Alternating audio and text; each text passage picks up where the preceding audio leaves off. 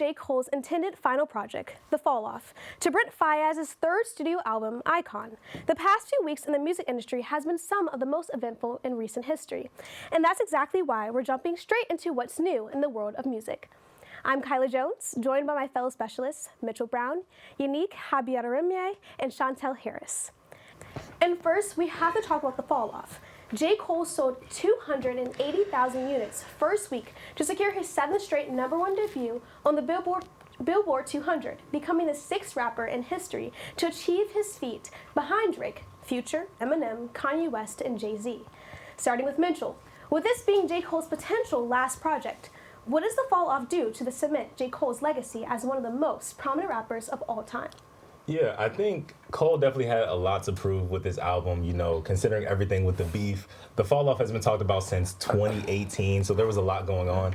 But I feel like Cole did meet a lot of expectations, not only for the critics or his fans, but also to himself. He had a lot to prove mentally, as you can tell, and I think with the flows, the storytelling, it's the best of J. Cole, but also getting a new element of experimental sound with his beats, with his production. Mm-hmm. There are a couple songs that are gonna have to grow on you. There are some things that you're not really gonna connect with, but I feel like if you give it a little bit more listens, it might work. And my next point with that is, I really want to talk about the lyrical endurance of the entire project. A double album is not easy to make by any means. And there's probably hundreds of unheard songs and features and whatever we can imagine from this project that we have not heard. So to be able to put that out in a space where double albums aren't really coming out like that is definitely something to cherish and be proud of. For sure.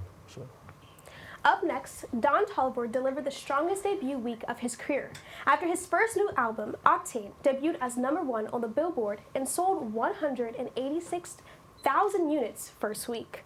I'll toss it to you this time, Yannick. With this being the first time Don Toliver has sold over 100,000 units first week, what makes Octane stand up from his past projects? And what were your thoughts on it overall? First of all, I'd like to say I love the album. I guess to answer the question that you asked me, what made it different from his last project, I would just say I feel like you could tell he's pushing himself a little bit more vocally. He's kind of dipping into new aesthetics with his sounds.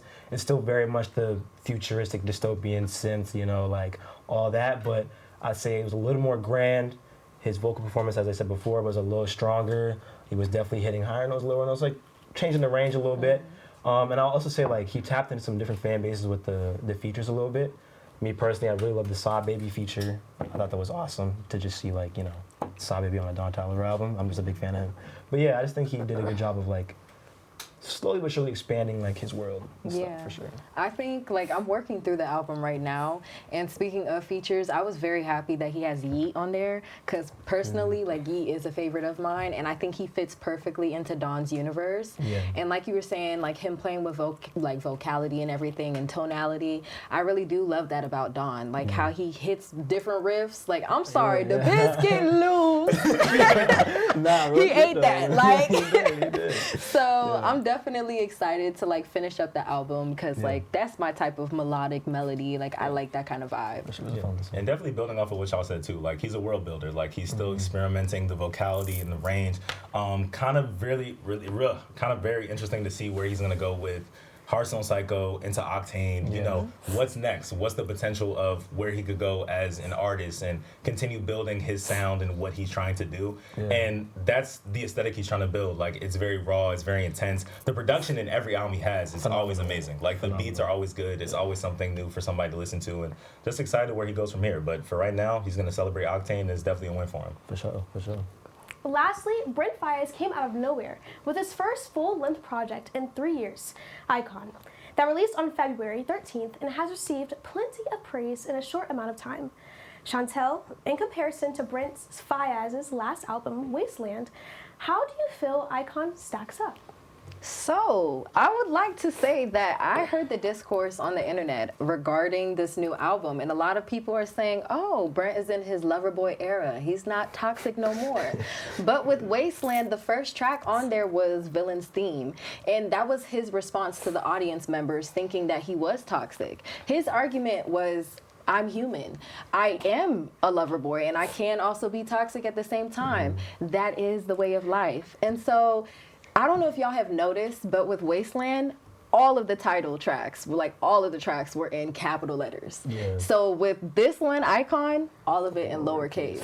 What is he trying to say? Like, I think he's trying to introduce a softer side of himself and show sure. duality. And that's where I stand with all this toxic or not toxic talk. I think it's just human to explore the many very facets of love. I think it's very human to go on this journey with him. Yeah. Who knows? Maybe the next album might be toxic again. Maybe the chick that he's singing about might break his heart. We don't know, but for me, Butterflies definitely took it there, okay? The melody in Butterflies, the beat, I love it because overall the album is very like 80s heavy with some of the synths and some of like the pop. You see what I'm saying? Whereas like his previous albums were more like 90s R&B melodies, which is what I vibe with more. So it's taken me some time with a lot of the tracks, but I will say Butterflies took it there with me, you know? And if you saw, like, if you listen to Butterflies' first line, he literally says like, am I crazy for falling in love? Like, okay. Okay. Yeah, nah, I agree too. I think I like how you talk about, like, it's like the stylization of the actual album. I mean, the lowercase letters, even the album cover itself. I just feel like Brent is getting way more intimate with the audience here, like, and he's maturing obviously too, like, not only just with the sound, I guess reflecting that, but like as you said, the stylizing of it. And man, the strings in that album, I'm a thief of some strings in the album, and Brent has always used good strings, but this way, like, it was definitely more 80s inspired, more pop inspired. Yeah, I just think he did a good job, to be honest. I need to sit down with it a little bit more because I'm still used to the old Brent who would, you know, was a little toxic, I guess, or whatever. But like, but yeah, no, I enjoyed the album. I thought it was a fun listen for sure. Yeah, and I think sometimes when albums like this come out, I think the discourse is kind of important because I think a lot of people were just kind of unsure because, again, this is something from Brent that you're not really used to seeing. It's kind of a new side. We're talking about the maturity. We're talking about the new 80s pop-esque sound coming from him that a lot of people aren't really connected with right now. But I think looking at some of the songs and looking at like the content of the songs, like they're very deep, they're very intimate, very personal. And I think as people listen to them, the album is going to age great, and a lot of people are going to really connect to them in their own ways. So the discourse right now, I don't really think it'll matter because give it like a next week or so, and I think people will start liking the album more than they do right now. Right? Yeah. As much as I would love to keep talking with you guys about these projects or some of the other recent music drops, that is all we have time for today. I'm Kyla Jones, and thank you so much for tuning in to Culture Central. Be sure to hit the like button, subscribe for more great content like this.